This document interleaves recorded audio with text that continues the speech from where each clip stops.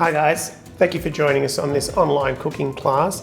Today we're going to make a Spanish Paella, but we're going to have a little bit of a twist to it because we're having a Australian inspired ingredients. So what we're looking at is doing something, just using basically the most traditional of Australian fish. For example, we've got a beautiful fillet of barramundi here. We're going to cook that traditional paella style, Spanish paella.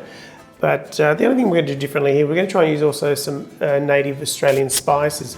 So we've got some lemon myrtle, some native pepper as well that we're going to be using in this dish. So hopefully it'll give it that sort of citrusy flavour and a very light and not too heavy dish. We won't be using any paprika or saffron for this dish, so that it's more confined to more of an Australian twist to it. Now, to cook this paella, we're going to need just a few basic ingredients. Obviously, we're going to need a paella pan. If you don't have a paella pan, you can always use a low-sided fry pan. Now, the idea with the paella is it's a dish that's predominantly a rice-based dish, but the idea is to keep it very flat. So we're not looking at deep dishes because we're not filling it up with rice. We've just got a nice even layer of rice on there to cook this paella. Now with these pans, you can cook them on an induction or a simple gas top like this one here that you see behind me. But today we're going to use the traditional paella ring burner, which is just a simple little ring burner, which is readily available at most places now, including here at Casa Iberica. As I mentioned before, we've got some nice fresh ingredients, and we're going to use the mortar and pestle today just simply to bruise the native spices so that we could release more of the flavours. So if you don't have one of those, you could always just knock it on a chopping board or something like that, or even just cut it very finely. That would work as well. So now let's get started. So we'll get this beautiful fillet of fresh barramundi. You can see it's a nice big fillet there. You can have the skin on there if you like, or you could remove it, whichever you prefer. So what we're going to do is we're going to cut a few.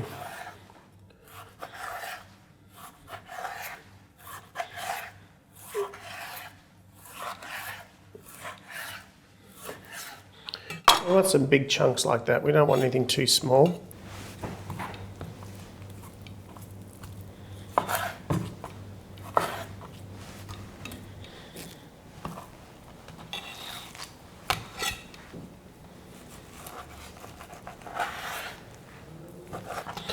And barramundi is a really nice fish. It's got a very fresh flavour to it. It's not a saltwater fish, so it's got a very earthy flavour to it. Of course, you can use other types of fish. It doesn't have to be barramundi, but for this dish, we really wanted to go with a very Australian type seafood. Okay, so now what we're going to do is just chop a bit of garlic for our dish. So we're using about 3 cloves of garlic.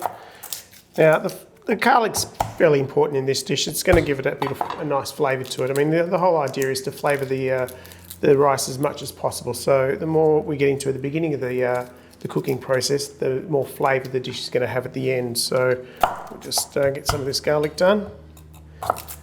And it doesn't have to be minced too fine. It's a very rustic dish, so you can have it fairly big if you like. But let's chop it up into some reasonable size. Okay.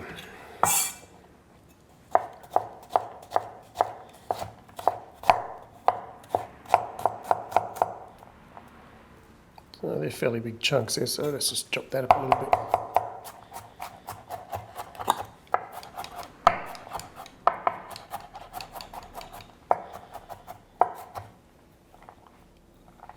Okay, so there we have it. We have our garlic. So our ingredients so far, we've got some sliced leeks. Now, if you don't have leeks, you could always use onions. It's not a problem. It'll work just as well. We've got some green peas.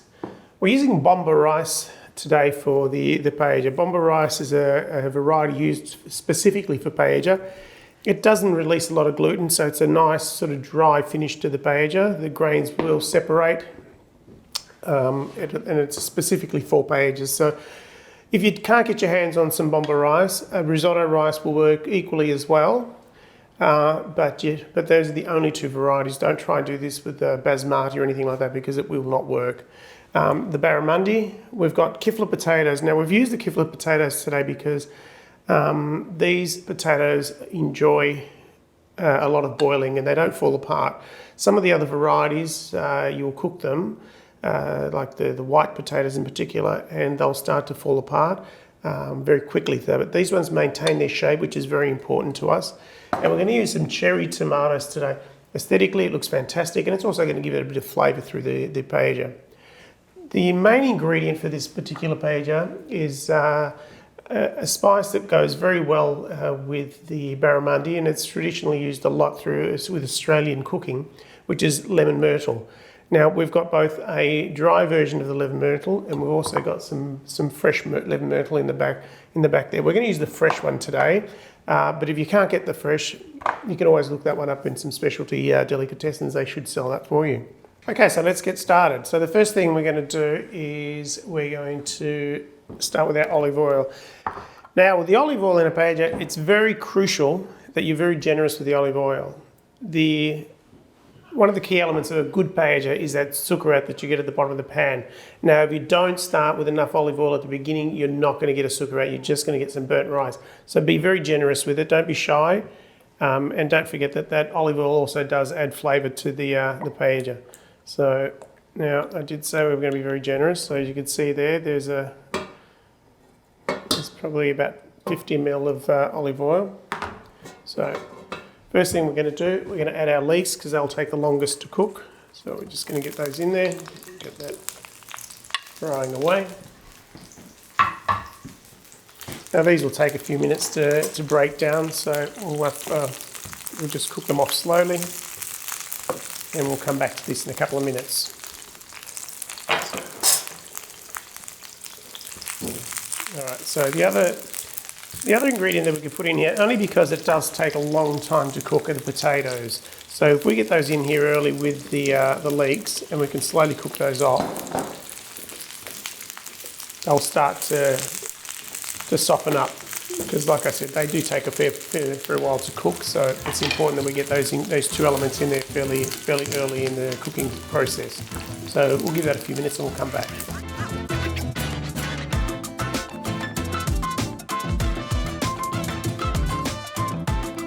Okay, now that's been cooking down on a low heat for about 5 minutes now. So as you can see, the leeks have broken down and they're nice and tender. Now we don't have to caramelise them or burn this too much. We're really just trying to soften the leeks. So the next element that we're going to add to this is our garlic. Now that's the one we just chopped earlier on. So I'll just scoop that in there. Now there's a generous amount of garlic there. Don't be shy with the garlic because it will make a difference at the end as well. So we'll just cook that down. And once again, now that we've got the garlic in there, we just want to fry that off for a few minutes to soften that garlic. And at that point, I think we'll be ready to add our next ingredient. Now, it's always important that we season as we go along. So at this point, let's get some cracked salt into that, a little bit of salt, just give it a bit of flavour. Now, we're going to be cooking with a bit of rice in there. So you've got to be fairly generous with the salt at the beginning because you've also got to flavour that rice towards the end. So just make sure you've got plenty of salt in there to flavour everything. All right, so that's looking pretty good. Now, with a lot of paellas, you would add your meat at about this point to start browning and to start getting some flavours. But the barramundi is a very soft fish. Now, if we were to put that in there now, the chances are that it will fall apart. So we're going to do that later on. Actually, what we're going to do is once we've got the stock in there, we're going to put the barramundi in towards the end, just before we put the rice in. So it'll cook with the rice and it won't fall apart because it'll just be poaching in the liquid. So at this point here, we're going to add some of our cherry tomatoes. We want to get those in early because we want them to collapse a little bit as well. So we want it to retain its shape, but we want them to collapse slightly. So we'll get about 10 or so of these in here.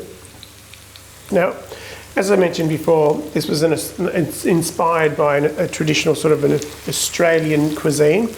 And what I looked at as the ingredients for this and how to construct this, I went to one of Australia's most popular dishes, which is our fish and chips. So we've got the fish, we have our potatoes, which represent the chips, and the tomato sauce with these beautiful cherry tomatoes. So as you can see already, they're adding a bit of colour to the dish, which is, I think it's a very important part of this. We want it to be very visual, we want it to look appealing. So we'll put that in there. Now that's almost a punnet of those little cherry tomatoes, so I think that'll be plenty for this dish. Now this pan here will probably serve 4 people by the time we're done with it. So it's quite a simple one-pan dish. All right.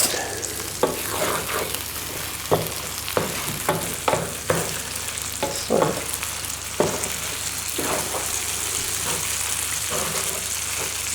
fantastic. Now at this point, what I think we're going to do is, our garlic has started to cook off and it's looking like it's ready to go. Everything else has been softened. I think it's time that we add our stock. So today we're going to have a very rich, it's a prawn stock, or you could use a lobster bisque, or worst case scenario, you could just add water to this. But obviously the more flavour we put into it now, the more flavour that rice is going to have at the end. So today we're using a prawn bisque. So we're going to need, for this particular dish, 600 to 800 mils. So let's just see how we go there. The best way to judge the quantity that you need is to look at that rim to see how high it is on the pan there. So we're going to add to this about 1.5 cups of rice. So we're going to probably just need a little bit more stock. So at this point, we're going to get that on high, and we're going to keep this on high for a while now. So we'll get back to that in a few minutes once that starts to simmer away. I'm just going to add a little bit more water to this. We're just going to get a little bit more liquid into that because it will tend to evaporate as well. Once we've started the cooking process with the rice, we can't actually add any more liquid to it because if we start to do that, then we're going to affect that sucrate on the bottom. So the idea is to try and get it right now, and then as we proceed with it, once we add the rice, it'll evaporate, the rice will absorb that moisture, and then we're left with a beautiful flavoursome rice, which is the paella, I suppose. So let's just let that come to a boil, and at this stage, enjoy a glass of wine. Now I did mention we're going to use some Australian spices for this particular dish, and one of the spices we're going to use is a lemon myrtle. Now a fresh lemon myrtle, we want that citrus flavour to come out at the very end. We're not going to cook with that too soon. We're not going to add that element too soon. We're going to put that closer to the end simply because we want to release the flavour. A lot of the time with these Australian spices, they don't carry the flavour for very long and it's easily lost within the dish. So I think if we introduce that later in that dish, we're going to get that wonderful citrus flavour through this dish and a bit of colour from those beautiful spices. And all we're going to do is we're just going to bruise it slightly with a mortar and pestle. Once again, if you don't have it, you could use the side of a knife, or you can even finely chop that up. But I think for aesthetics, we're just going to try and keep the leaves whole, but just bruise them so that it releases that wonderful flavour. Okay, so now our stock's been simmering away for a few minutes there. So we've got a very thick caldo, I suppose is the Spanish word for it. So it's a caldo de mariscos. So look, if you can't get or can't make it, or you can't buy the stock, you could always use the vegetable stock, or even a chicken stock. It's just really important that at this stage of the paella that you've got a very rich base. The more flavour you have here will result in a better paella at the end, because this rice will need to absorb those beautiful flavours that we've just created. So at this point, what we're going to do is we're going to add our rice. So we're going to use about a cup, maybe to a cup and a half. This is a fairly big cup, so I think we might get away with just 1 cup here. So we just add that evenly throughout the pan. So we just want to make sure that it's all evenly dispersed. So let's just get a little pinch for a bit of good luck. There's a big film crew here. All right, so we'll just make sure it's in there. Now this is where we need to start getting everything together. So as I mentioned, we're not going to fry the fish, we're going to poach the fish. So at this point, we've just got the rice in, we're going to place our fish where we need it. So once this fish goes in, we don't stir this pan at all. This is the magic of the bomba rice. It doesn't like to be moved like a risotto. Risotto, the idea is to keep moving the rice in the pan to get the gluten out of the rice to give it that beautiful creamy consistency. The paella is quite the opposite. Once we put the rice in, it sets and we don't disturb it.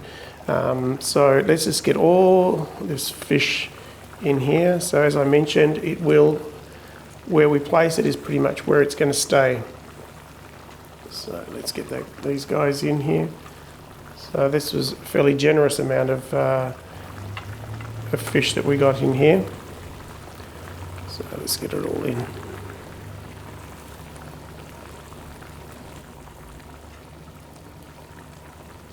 And as you can see, this pan's about to start to overflow, but that's all right. Fantastic. So now we're just going to let that poach. Now at this point here, we're going to try and get the native spices in. All right, so we're just going to get some of these wonderful native bush spices for the paella.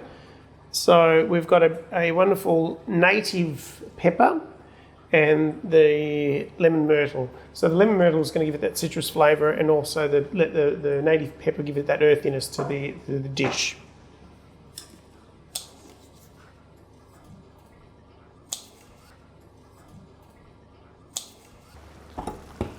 Just going to lightly bruise these.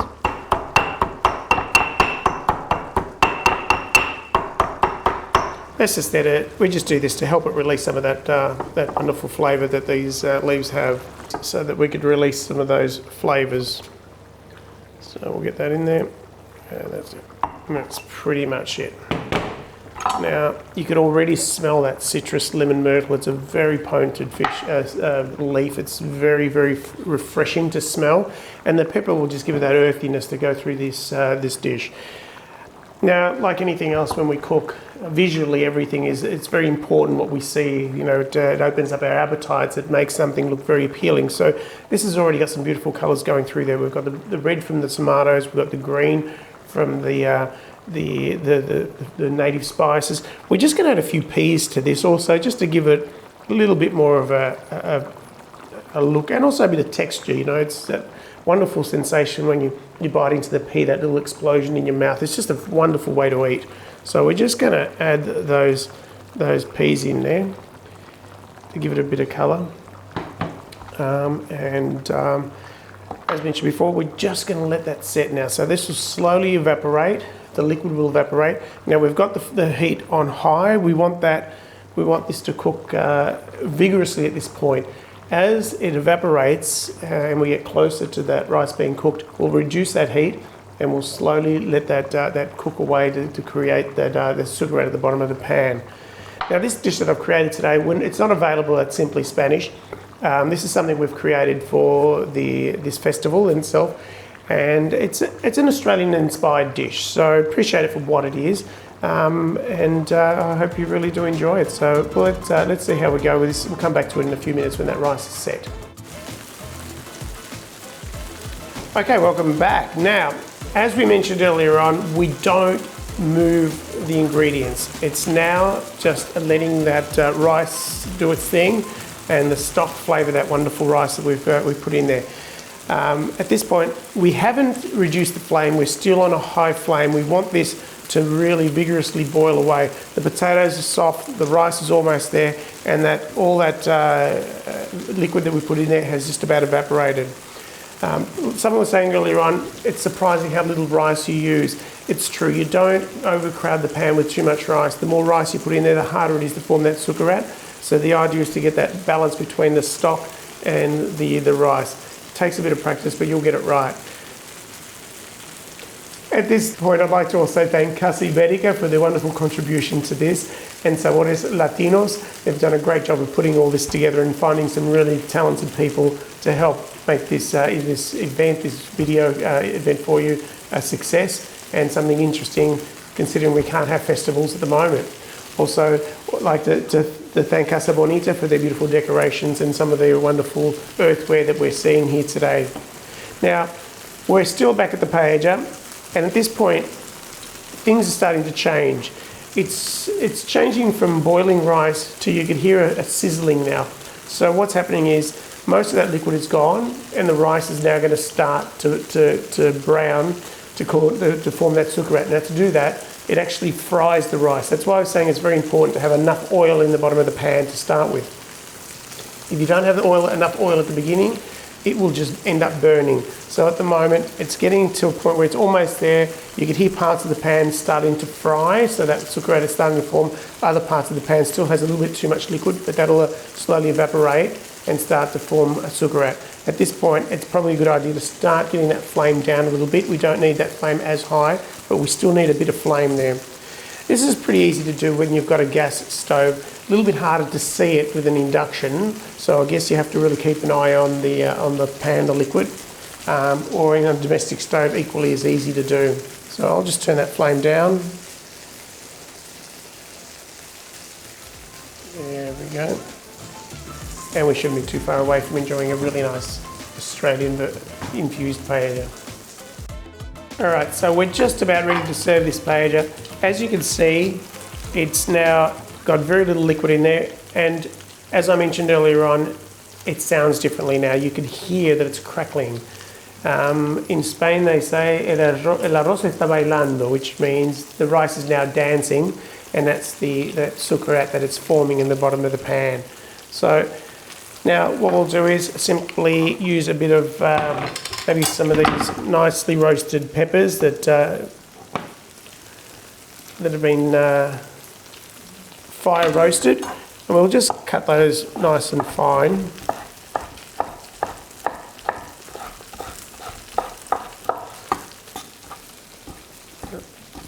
And what we'll do is, I think this paella is ready to go. Now, a little tip here, if you want to see how your succorat is doing at the bottom of the pan, obviously we can't move it. You don't want to start digging into it and then presenting this pan.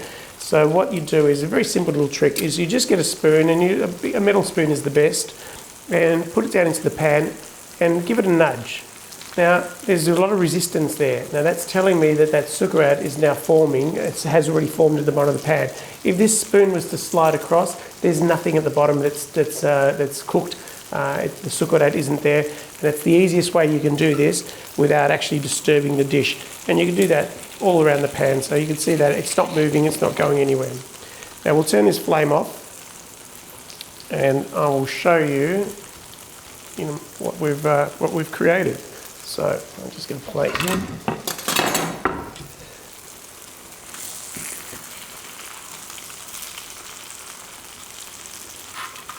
Now, we haven't used any saffron here, and we haven't used any paprikas, so the rice has still maintained a nice white colour. So, not all paellas have to look the same. So those beautiful, wonderful cherry tomatoes are just doing their thing. So we can just garnish that with a little bit of roasted peppers on the top of the dish there, and we could finish that off with a sprig or two of parsley. So there we go.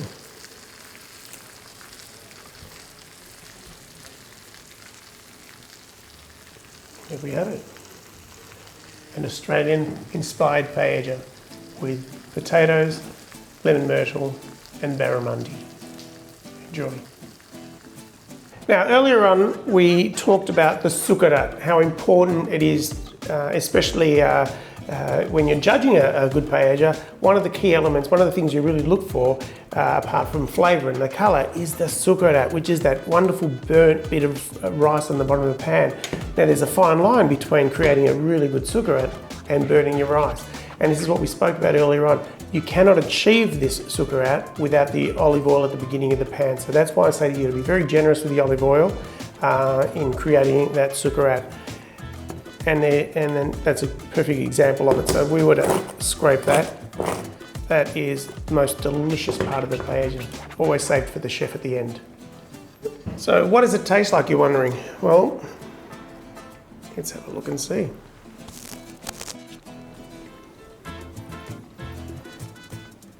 Now, it's got that earthiness from the barramundi. You can really taste that coming through, as well as the citrus from the lemon myrtle. It's not an overly potent and overly powerful sort of flavour that you're getting from this. There's a lot of subtleties there because it is predominantly a white fish. The potatoes add that beautiful element, that a creaminess to the paella, and then when you chew into one of those chewy tomatoes, you just get that burst of tomato flavour through there. It's really well balanced.